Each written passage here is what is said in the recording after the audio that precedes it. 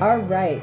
So we're going to continue our talks on chakras. Yesterday we did the root chakra, and today we're going to focus on the sacral chakra. All right. So if you're in the comments, please feel free to put, your thoughts, your questions, your comments in the comments, and I'll answer them as much as we can go along. So just to recap from yesterday, your root chakra is at the base of your spine. It is in the pubic area, right down there in the pelvic area, and it is called the root chakra Muladhara. This chakra concerns your survival instincts. So it's all about, making sure you have enough food, you have a place to live, you have a job, you have finances, you have things you need to survive in the world, right? We went over yesterday what a balanced root chakra looks like, what a overactive or underactive root chakra looks like, and we talked about tips for healing and working on the root chakra. So today we're moving up the spine, all right, to your lower belly area. That is where we have the sacral chakra. Sacral chakra, also called Swadhisthana. All right, that's a Sanskrit name, Swadhisthana. And the sacral chakra is known specifically for your sexuality, right? But it's also the seat of your creativity. So isn't that interesting that the one chakra contains your power for your sexual, your sexuality, but it also contains the power for your creativity? Is it even a wonder then when we see musicians, artists, actors, actresses, I've heard even authors have a high sex drive, right? We've heard about, those musicians having orgies in the hotel rooms, or you always hear about some actor or actress cheating, right? But when you think about it, the sacral chakra is where they're pulling their energy from for their creations, to create a book or create a song or create their acting skills for a movie, right? So when you're continuously pulling on a chakra, you're using, you have to replenish. So most times people choose to replenish their sacral chakra through, of course, sexual activity. But you don't have to, right? With everything in life, you don't have to. There's definitely a base way of handling things, and then there's the spiritual higher level way of handling things. So for somebody who really wanted to balance their sacral chakra, it's not necessarily you have to go into sex and having sex.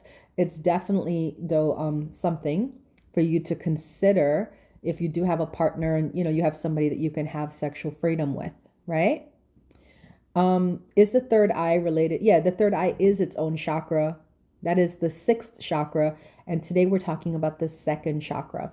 So what does a balanced root sacral chakra looks like? Well, you have to remember that your sacral chakra develops between the ages of 8 to 14, right? 8 to 14 is when we develop our sacral chakra. Now think about this for a second. Isn't that usually, typically, on average, the time that most children get sexually molested, right? Hi, Miss Opal, good morning.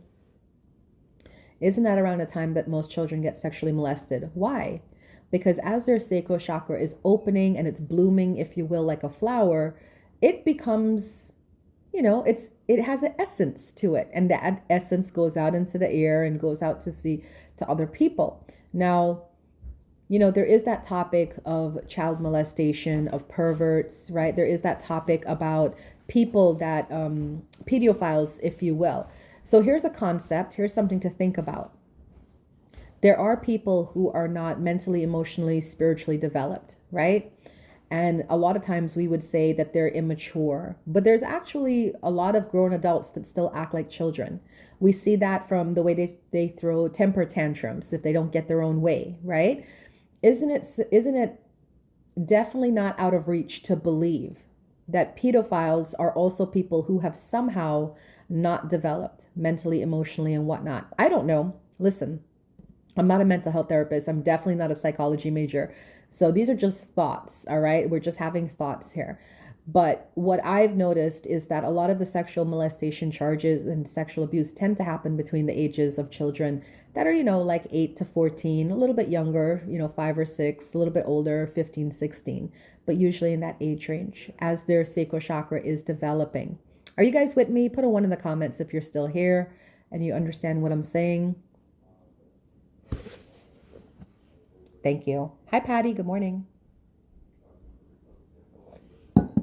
So, when you have a balanced sacral chakra, you are good at creating your life.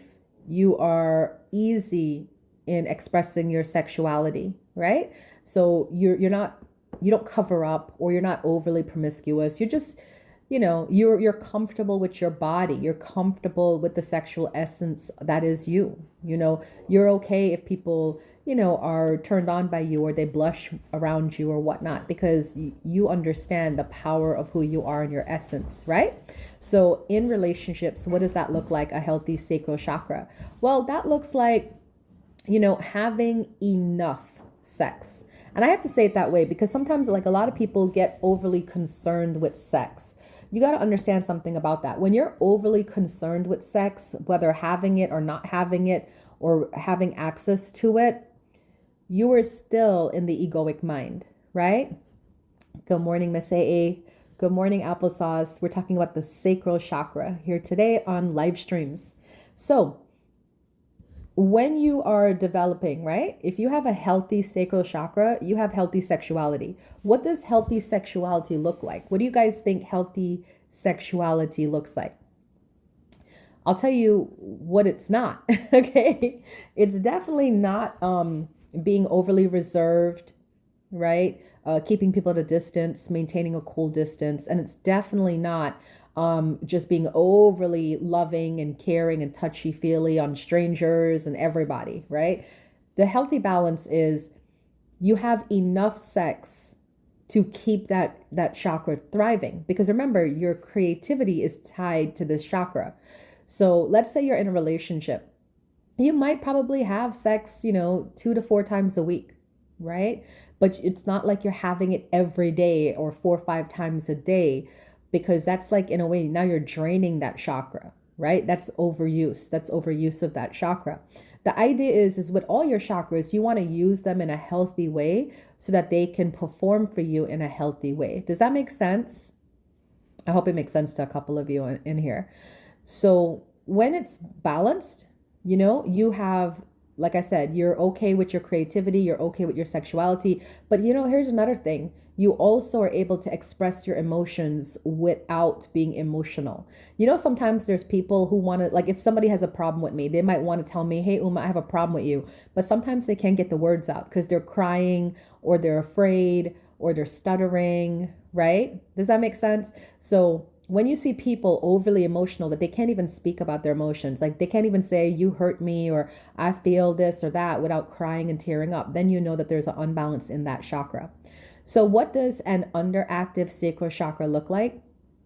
It's easy. An underactive sacral chakra, that person comes across as cold.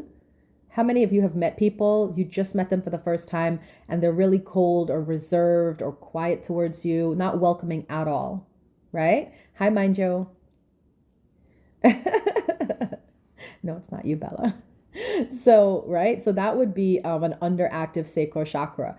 But then you can have an overactive sacral chakra where that person's just promiscuous, and, they're just out there, wanting everybody, touching, feeling on everybody, whatever. The sky's the limit. The sky's the limit with that.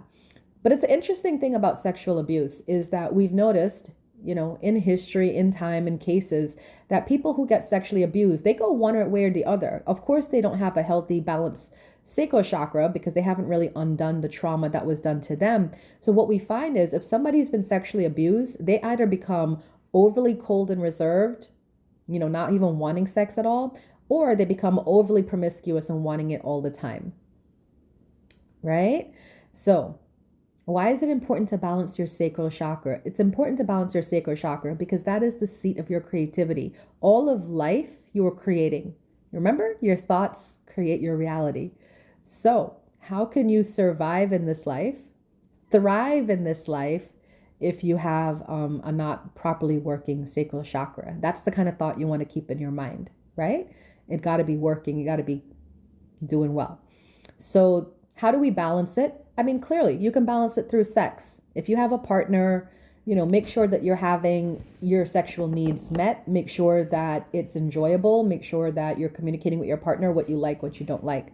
If you don't have a partner, there is that little M word. I'm not even sure if I can say this on here because, red tape and all that. But, men would like to say they date Pamela and her 5 sisters. You get the hint what I'm saying. You can do that, right? And you can definitely take care of your own needs that way. But also, too, you don't need sex to balance your sacral chakra. It's a creative spot.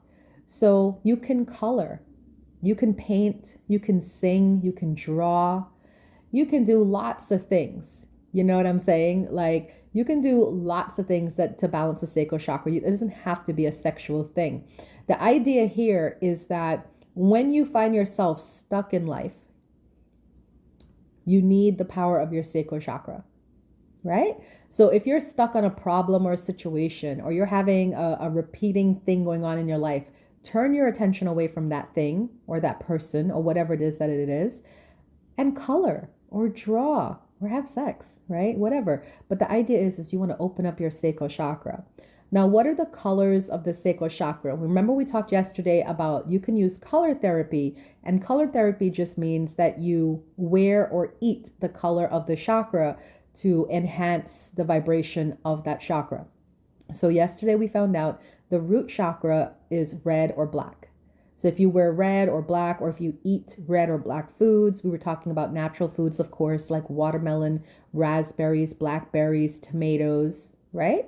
That's a way of balancing your root chakra. Also, by the way, another way to balance the root chakra is to eat root vegetables.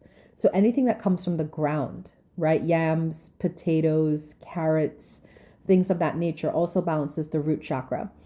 For the Swadhisthana, for the sacral chakra, you can eat the colors or wear the colors of orange or brown. Orange or brown are the colors of the sacral chakra. So wearing orange or brown, or eating oranges, right? Potatoes, that's brown. Carrots, of course. Tangerines, anything like of the apricots, nectarines, all that kind of good stuff. But you can also carry stones with you. A lot of people are into crystals.